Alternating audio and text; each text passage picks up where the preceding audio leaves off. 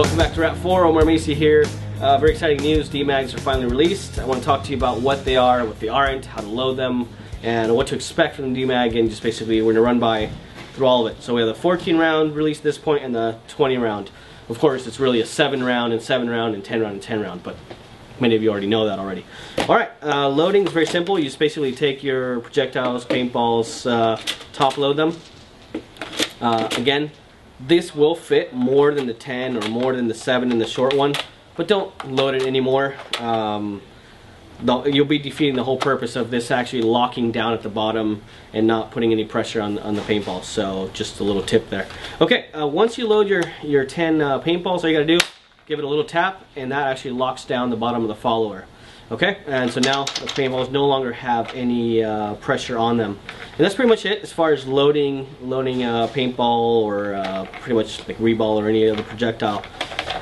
And of course, this magazine, as stated before, it will not release the paintballs. You can't accidentally do any, lose them or anything until it goes into the magazine well of the corresponding marker. Of course, as of this moment, it's only the MKP2 or MKP1 models that are out. And of course, there's a schedule out there showing each and every release date for the following magwells.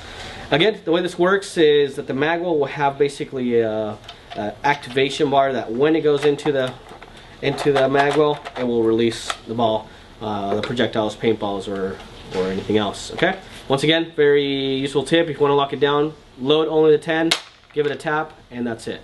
Okay. All right. For the first strike rounds or any shape projectiles, the 1-2-1 round, this or anything else, you can definitely load them from the top. Okay. But it is a little tight because of our shutter door or paddle. So there is another method to do this. You can actually pull out the tab altogether. There's 2 tabs that come off the side, and you can just go ahead and load all your rounds. It actually kind of holds pretty well. And then once you load your rounds, just pop the tabs back in, make sure they're aligned properly, and you're ready to go. I mean, that's as simple as it is. Again, oh, okay, it was a little rough there, but anyway, you can see how once it's released, it's ready to go again, and you have no problems. Alright, that's pretty much it on the DMAGs in operation. There's really not much to it. That's how it works.